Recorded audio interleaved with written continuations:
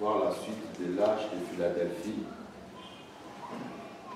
Donc, notre passage de base, c'est l'Apocalypse chapitre 3, versets 7 à 9 et à 13. Voilà. Alors, aujourd'hui, nous allons continuer sur la clé de David. On a commencé et puis le temps nous a fauché la route. Nous étions dans l'obligation de couper pour continuer aujourd'hui. Alors, nous allons lire ensemble avec vous Apocalypse chapitre 3. Nous le commençons à partir du verset 7 jusqu'au verset 13. Le lecteur, pendant la lecture, tu te lèves, tu dis à haute voix.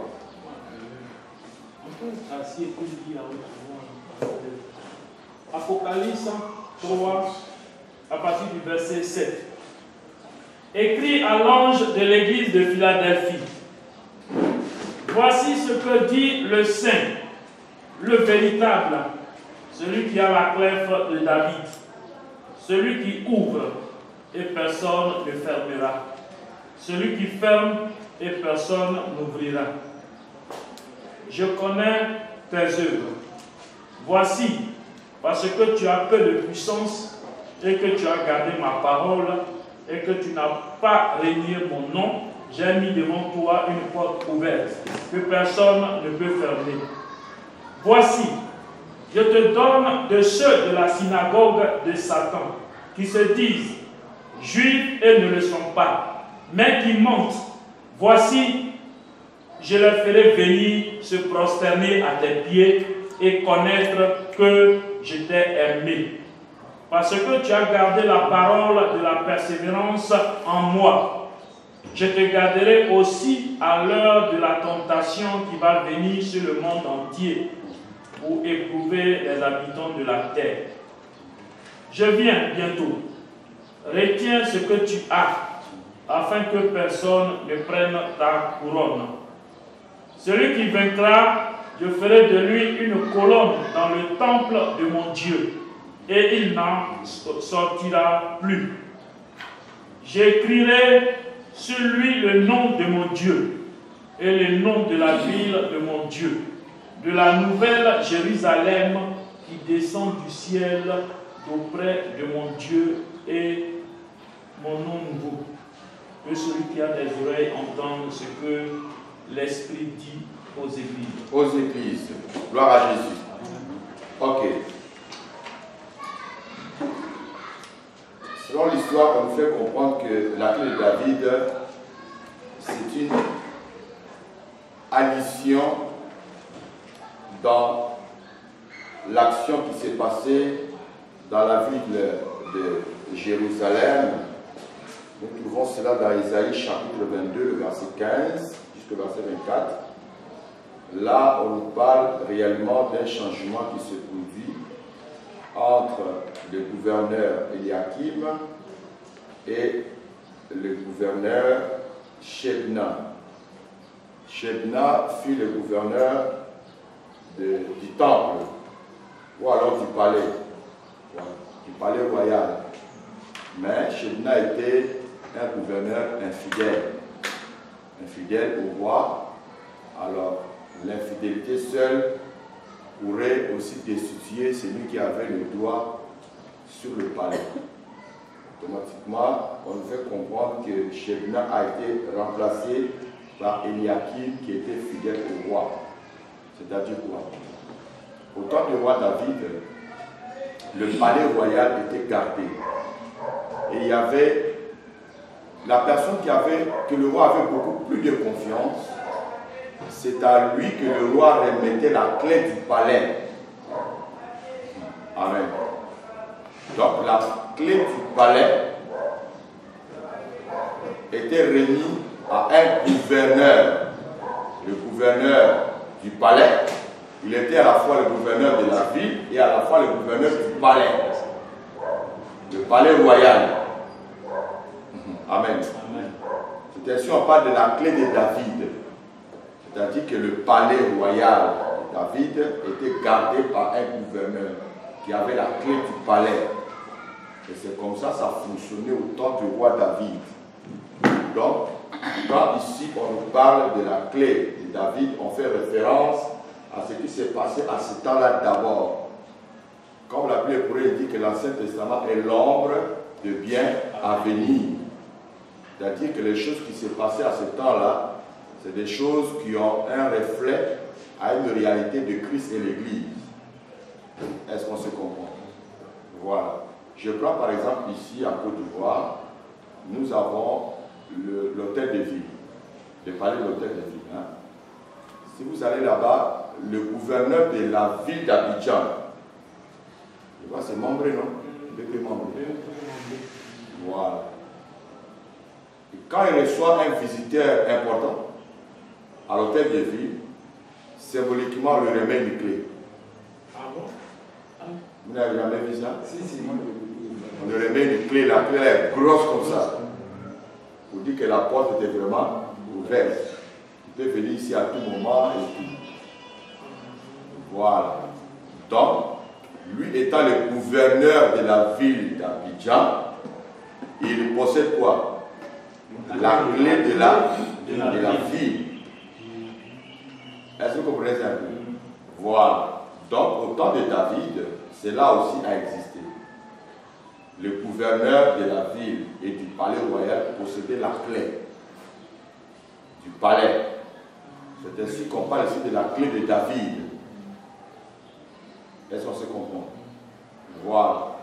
Alors, ici, on nous dit que la clé était remise au gouverneur fidèle. Maintenant, au temps de...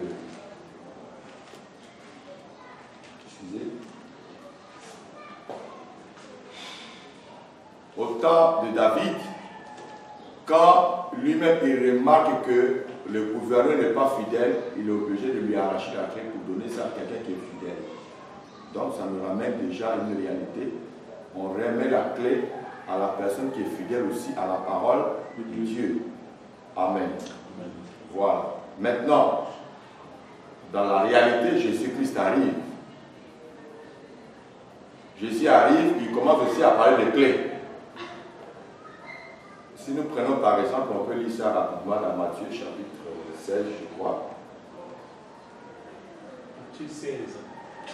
Oui. 19. On va lire rien que le verset 19. Matthieu 16, 19. Matthieu 16, 19. Je te donnerai les clefs du royaume des cieux. Ce que tu... verset 18. 18. Et moi, je te dis que tu es pierre, et que sur cette pierre, je bâtirai mon église, et que les portes du séjour des morts ne prévaudront point contre elle. Je te donnerai les clefs du royaume des cieux. Ce que tu lieras sur la terre sera lié dans les cieux, et ce que tu délieras sur la terre sera délié dans les cieux. Voilà. Vous voyez déjà ici, Jésus parle, dit je te donnerai. Là, Christ parle comme étant David. Parce que Christ, David est le type de David. De Jésus-Christ. Voilà, autant pour moi. Voilà, David est le type de Jésus-Christ. Donc Jésus-Christ étant sur la terre, vous voyez quand il a entendu Bartimée l'appeler Jésus, fils de David, Jésus se voyait obligé d'intervenir. Pourquoi? Parce que ce que Bartimée a fait ressortir, c'était quoi? Une révélation de la personne de Jésus-Christ, étant le successeur du trône de David. En réalité, Christ était vraiment le véritable David. Et David n'était que l'ombre de Christ. Voilà. Donc quand David parlait, on devait voir en lui le Christ, Jésus. C'est ainsi la parole que Jésus a prononcée à la croix. Eli, Eli, lama sabachthani. Mon Dieu, pourquoi m'as-tu abandonné? Cette parole-là, David avait déjà prononcée dans le ciel. Est-ce que vous comprenez? Jésus est venu rappeler cela à la croix pour permettre aux scribes, aux pharisiens et autres de comprendre que c'est lui le véritable David. Mais comme leurs yeux, les oreilles étaient fermées, ils ne pouvaient pas comprendre. Voilà. Ici, Jésus, il promet à Pierre, il dit en lui disant, ce n'est pas la chair et le sang qui t'ont révélé cela, mais c'est mon Père qui l'a reçu. Je te donnerai les clés du royaume des cieux. De telle sorte que ce que tu ouvriras ici, or la clé passe que par la porte. Ce que tu ouvriras sur la terre sera ouvert dans les cieux. Ce que tu ouvriras dans les cieux sera aussi ouvert sur la terre. Donc, c'est ce pouvoir que Christ donne à Pierre. Alors, par rapport à ce que nous sommes en train de dire ici, par rapport à l'église de Philadelphie, c'est-à-dire que Christ a le pouvoir de donner la clé au vainqueur, à celui qui obéissant à sa parole. Il donnera la clé pour affranchir le seuil de son royaume. Or, David, il avait son palais, mais nous voyons directement que Christ reviendra sur la terre. Christ reviendra sur la terre pour régner pendant combien de temps? 1000 ans de son règne. Donc, 1000 ans de son règne, ici le Seigneur, ce qu'il promet ici, c'est l'accès à son royaume. Mais, il y a toujours un mais. Amen. Peut-être qu'on verra ça encore à la longue, parce que là, c'est des personnes de confiance de Christ qui vont avoir l'accès dans le palais. Christ va leur donner l'autorité, c'est-à-dire qu'ils auront l'accès au palais royal et gouverner avec le Christ. Celui qui vaincra, je donnerai la verge de fer afin de perdre les nations. Voilà, c'est ça l'autorité de Christ. Il donnera à ceux qui vont vaincre ces choses. Là, nous voyons déjà la promesse qu'il a faite à l'église de Philadelphie. Alors, si on prépare ça à 3 temps, comme nous avions vu, cela retombe aussi sur notre temps ici. Si nous sommes fidèles à Christ et que nous obéissons à sa parole, il nous donnera les clés du royaume pour que toi et moi nous puissions régner avec lui pendant les milléniums. Et Dieu nous bénisse. Alors, la parole qui suit dit, voici, parce que tu as... Non, je connais tes œuvres.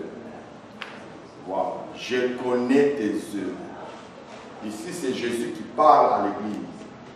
Je connais tes œuvres. En disant cela, il fait référence aussi à Hébreux 4, verset 12. On va lire ça.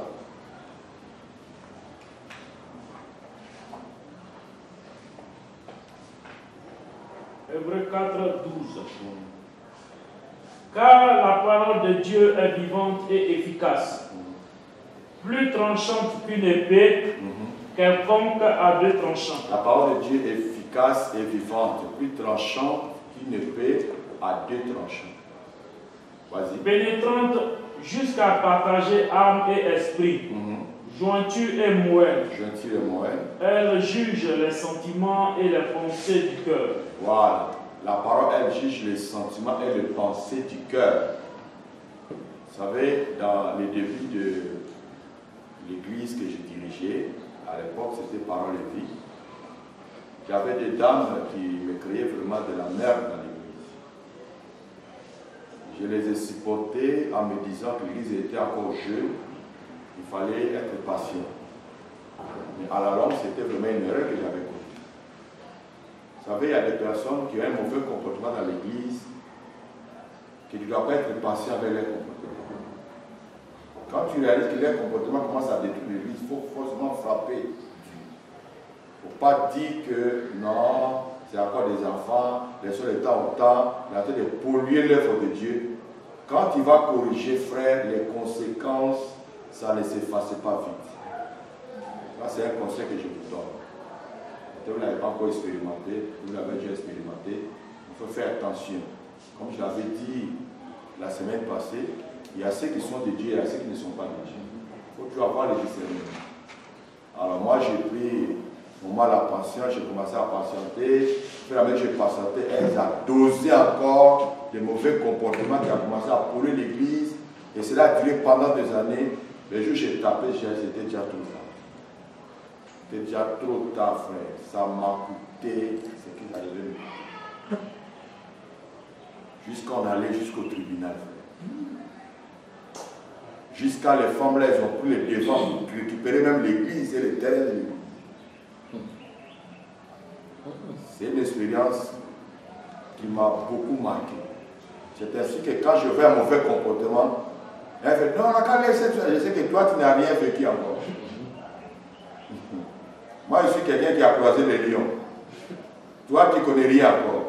Donc je peux observer quand je vois qu'il y a quelque chose qui est un peu positif. Si il n'y a pas positif, bon, laisse, il faut t'asseoir, laisse-moi faire. Toi tu ne connais rien encore. On ne s'amuse pas avec les mauvais comportements dans l'église. Elle me fait comprendre. Voilà. Parce qu'il y a des comportements, quand ça prend des racines, c'est fini. Hein? C'est fini. Donc ici, le Seigneur dit que voici, pardon, je connais tes œuvres. Donc je disais comme ça par rapport aux dames là. Frère, il arrive un moment quand je prêche, les paroles que je prêchais, ça dévoilait leur comportement, leur manière de faire. Et quand le culte finissait, des fois même pendant le culte, elle s'est levée pour partir. Pourquoi si j'ai des choses à régler avec eux, on va s'asseoir pour régler. Ce n'est pas d'elle la chair qu'on doit régler. Or, moi, je ne savais pas ce qu'ils ont fait. Pourquoi? La Bible dit que la parole de Dieu a le pouvoir de juger nos sentiments. C'est-à-dire quoi? Quand une prédication, un enseignement est inspiré de Dieu, de voir le secret du cœur. Ceux qui sont assis vont savoir que c'est que la là, c'est moi. Je sais où je suis quitté, ce que j'ai fait. Qu'est-ce que j'ai fait dans ce temps-ci. Le Seigneur dit, je connais tes œuvres. Donc il n'y a rien qui est caché devant Dieu. Est-ce que vous comprenez? Vous voyez? Ça m'a tellement fatigué, je suis dans l'obligation. Le dimanche qui a suivi, j'ai fait venir le pasteur pour prêcher. Le pasteur est venu, il a tapé dessus, il a fait ressortir encore des choses qui allaient contre eux. Là, maintenant, ils sont levés, ils ont pris les chaises, ils ont balancé, ils sont sortis. Vous voyez? Alors, juste pour vous amener à comprendre que la parole de Dieu dévoile le secret du cœur. Ici, nous avons vu dès le départ que Christ est au milieu de cette lampe. Et au milieu de cette lampe, nous avons décrit que chaque lampe représentait quoi?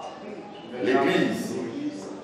Donc, chaque église, du commencement, du premier âge jusqu'au dernier âge, le Seigneur sait ce qui se passe dans chaque église. Donc, il n'y a pas des œuvres qui peuvent l'échapper. Est-ce qu'on se comprend? Donc, il n'y a pas quelque chose qui peut être flou devant Dieu. Parce que lui, il est la parole. Et la parole est claire. La parole, c'est une lampe qui est claire dans les ténèbres. Tout ce qui est caché, la parole révèle cela. Rien ne peut être caché devant Dieu.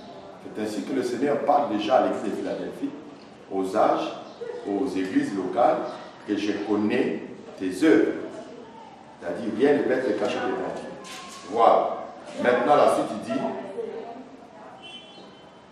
La suite. Voici parce que tu as peu de puissance. Voici parce que tu as peu de puissance. Ok? Voilà cette parole-là. Voici parce que tu as peu de puissance. Alors quand je méditais, j'ai découvert que voici est sorti 3 fois au verset 8 et au verset 9. On peut lire ça. Voici parce que tu as peu de puissance. J'ai dit tout le verset 8. 8 et 9. Et que tu as gardé ma parole. Vous voyez, premier voici. Voici que tu as peu de puissance. C'est-à-dire que le Seigneur est en train de voir dans son église, l'église a peu de puissance. Lis la suite.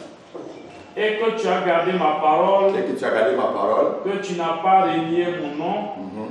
J'ai mis devant toi une porte ouverte que personne ne peut fermer. Vous voyez, le Seigneur reconnaît, c'est-à-dire c'est une reconnaissance. L'église est faible, tu as peu de puissance. Là, nous voyons que cela a un rapport entre l'église de Philadelphie Et je crois à l'église de Smyrne aussi.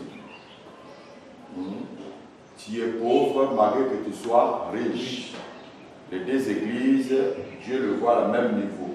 Mais ici, le Seigneur, il ne condamne pas l'église de Philadelphie, mais il reconnaît les faiblesses. C'est-à-dire qu'ils sont l'église au milieu des hommes forts. Mais toi, tu n'as pas de force pour aller contre eux. C'est ainsi que Dieu aussi n'oublie pas son église. Il vient pour fortifier son église. C'est ainsi qu'il lui fait cette promesse. Suite à sa faiblesse. À cause de cela, moi, j'ouvre une porte devant toi que personne ne peut fermer. Là, tu vois un peu. On continue. Au verset 9. Voici, je te donne de ceux de la synagogue de Deuxième Satan. voici. Voici, je te donne ceux de la Synagogue de Satan. de Satan. Oui. Qui se disent juifs et ne le sont pas. Vous voyez, c'est-à-dire Dieu arme son église de telle sorte qu'il n'y a pas une fausse doctrine qui va rentrer. Ceux qui enseignent des fausses doctrines, le judaïsme, comme je l'expliquais au président des chambres le président des constitutoires de Côte d'Ivoire, je lui ai démontré que l'église de Jésus-Christ, depuis le commencement au temps des apôtres, l'église était en danger parce que le judaïsme ne voulait pas quitter l'église.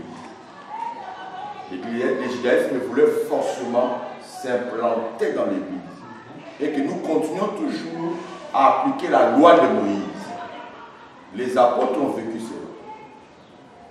C'est ainsi que l'apôtre Paul était dans l'obligation de ramener les Galates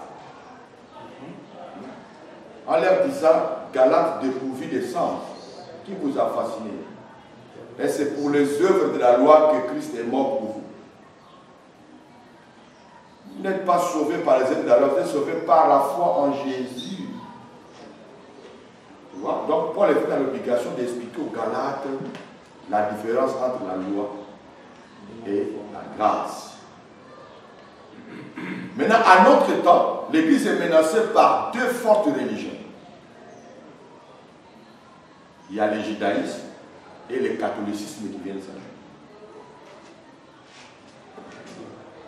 Le judaïsme nous ramène toujours dans la loi de Moïse, dans les fêtes de Moïse. Le judaïsme veut nous convertir au rabbin pour que nous portons les kippas, les tanites et consorts. Ça, c'est le vent du judaïsme.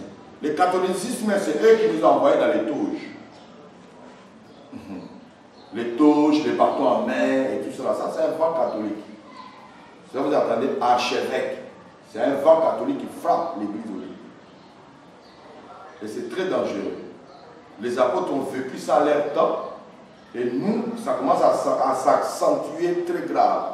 Donc, si nous ne travaillons pas pour la réforme de l'église, l'église va totalement se perdre. C'est comme ça que Dieu parle à l'église de Philadelphie. Voici, j'ai. Lis la suite là.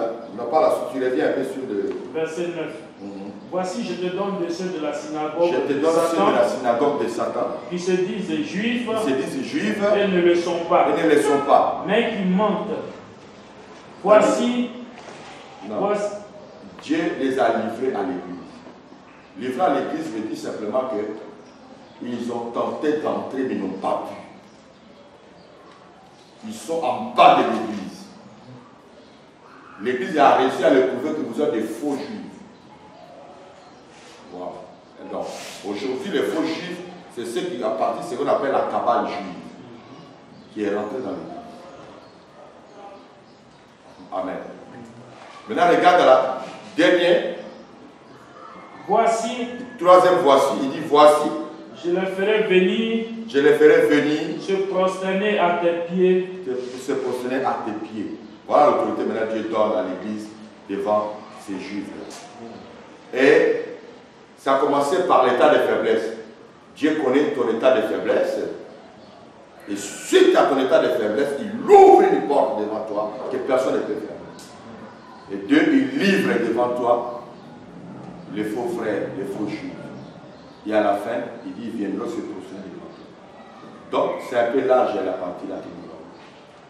Ça inclut en même temps le Christ et l'Église. Ok? Ça inclut en même temps le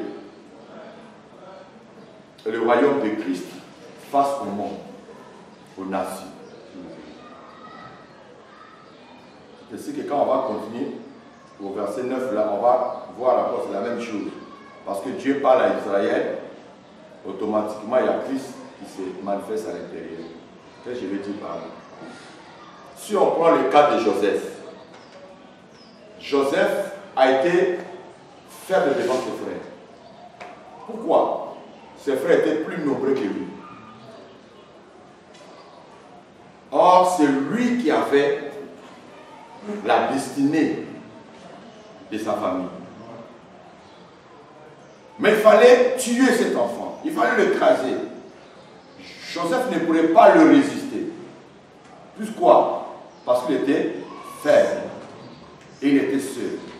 Et c'est comme ça que Dieu va ouvrir devant Joseph une porte que personne ne pourrait fermer. Quand ils l'ont vendu en Égypte, la vision c'était quoi? C'est fini avec lui. Parce qu'ils l'ont vendu comme esclave.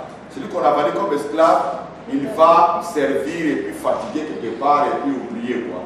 Il va aller mourir là-bas. Mais en le vendant, Dieu a ouvert une porte que personne ne pouvait faire. Est-ce que vous comprenez un peu?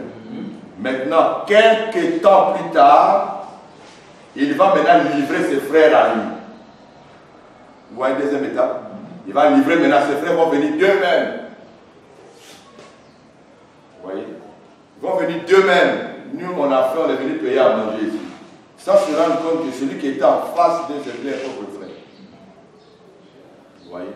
Maintenant, la troisième étape, ses frères vont venir maintenant se prosterner devant Joseph et reconnaître que tu es vraiment celui que Dieu avait parlé. Puisque j'ai déjà fait ce songe, que j'ai vu les 11 gerbes se prosterner devant ma gerbe. Donc, cela doit s'accomplir, que ses frères vont se prosterner devant lui, ils vont reconnaître maintenant son autorité. Alors, quand on va avec Jésus, c'est la même chose. Vous voyez, Jésus est venu sur la terre, peu de force devant son peuple Israël, ils l'ont crucifié. Même à Golgotha, j'ai dit à Golgotha, à Gethsémani. Pierre a fait sortir le couteau, il a dit quoi? Ramène ton couteau. Parce que si mon armée était terrestre, il allait combattre pour moi. Parce que j'ai le pouvoir de dire au Père de commander les gens de bataillon, comme les gens des anges, pour combattre contre eux. Mais c'était un moment de faiblesse, je ne peux pas. Ils n'ont qu'à me prendre. Est-ce que vous comprenez un peu? On les prend, on la voit à la croix. Arrivé à la croix, là, quand ils l'ont crucifié, c'est eux-mêmes qui ont dit celui-ci est vraiment le Fils de Dieu. Donc ils l'ont confessé, même le peuple ils l'ont confessé. Vous voyez? Maintenant Christ, il ressuscite le troisième jour, il monte, il dit maintenant tout pouvoir m'être. Voilà. Jusqu'à aujourd'hui, ses frères, malgré ne les reconnaissent pas, mais pendant les réunions, ils vont se prosterner. Parce que Christ reviendra pour se faire connaître à ses frères. Ils vont les reconnaître. Zacharie dit, ils vont demander, mais où tu as reçu ces blessures? Il dit, c'était la maison de mes frères. Là, ils vont comprendre, les fils de Marie, de Joseph qu'on avait tués. Donc, c'était lui le Christ. Ils viendront se prosterner. Parce que Christ va prendre le trône de David pendant les réunions. Toutes les nations, Israël viendront se prosterner devant lui. Frère, pendant 1000 ans, nous allons adorer le Seigneur. Nous allons le vénérer. Nous allons le servir. Pendant 1000 ans. Christ viendra s'asseoir.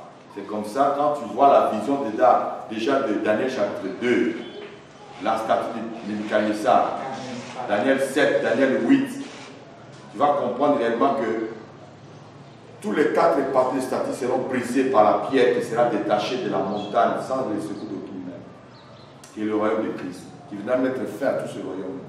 Sans que se disputer, faire la guerre, Jésus le regarde. Il fait, il faut faire pour vous. Pour moi, c'est éternel. Moi, il n'y a pas vote, on ne me vote pas. On ne va pas aux élections. Je le suis depuis le commencement. Donc il regarde les Ouattara, les Bédiens qui se battent sur le trône, il regarde les Français, les Américains, les grandes puissances, il regarde ce qu'il va faire. Il regarde faire. Mais quand son temps viendra, il va les balayer tous. Je viens même de faire votre mandat, c'est fini. Le roi de Christ va s'installer. Voilà. C'est toute la terre. Toute la terre sera Christ. Et le ciel, c'est à Jérusalem. Il avait pas posé son trône. Donc, juste pour amener à dire que le Seigneur, il voit de loin cette église qui est faible, qui a besoin d'être fortifiée, encouragée, aller de l'avant jusqu'à gagner la victoire, la bataille finale. Et Dieu bénisse sa parole. Donc là, il y a les 3 voici. Vous voyez là? Vous avez suivi ça, non? Ok. Maintenant, on continue. Allez.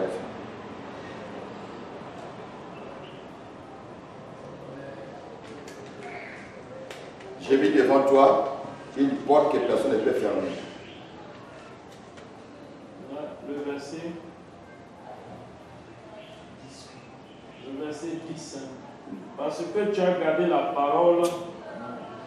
On a bien fini les 3 voici. Non, on avait sauté. Hein. On avait sauté. On reprend. Il y avait des livres 8 et puis 9. C'est pour définir la paix. Il y a 3 voici dans les 2 versets. Voilà. Maintenant, il faut aller. J'ai mis devant toi une porte que personne ne peut fermer. J'ai mis devant toi une porte ouverte que personne ne peut fermer. Voici, je te donne de ceux de la synagogue de Satan qui se disent juifs et ne le sont pas. Voilà. Donc, ça revient toujours au même parce que c'est les voici qui sortent dedans. Mais ce que je voulais relever là, il dit, j'ai mis devant toi une porte que personne ne peut fermer. Donc cela a une réalité par rapport aussi à la ville elle-même de Philadelphie. Parce que la ville possédait aussi beaucoup d'idoles. Entre autres, il y avait le dieu qu'on appelait Janus. Le dieu Janus, pour eux, c'était le gardien de la porte. Le gardien de la porte, de telle sorte qu'eux, ils croyaient à ce dieu-là, qu'il avait le pouvoir d'ouvrir et de fermer la porte de la vie. Voilà. C'est ainsi que Jésus fait la promesse à l'église de Philadelphie.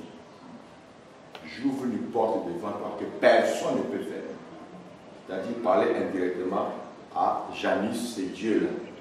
C'est que moi, Dieu, j'ai ouvert, Janus ne peut pas fermer ça. C'est que j'ai fermé, lui ne peut pas ouvrir. Donc, j'ouvre une porte devant toi. Cette prononciation, alors cette parole que Christ donne, confirme déjà l'âge de l'église de Philadelphie, ok, dans sa mission divine. C'est-à-dire quoi? L'âge de Philadelphie nous amène à tomber dans ce que nous appelons l'âge de la porte ouverte. Amen. L'âge de la porte ouverte. Je vais expliquer ça. Mais avant d'y arriver là-bas, je voudrais que nous lisons 2 Pierre chapitre 1, verset 5. 2 Pierre 1, à partir du verset 5. À cause de cela même,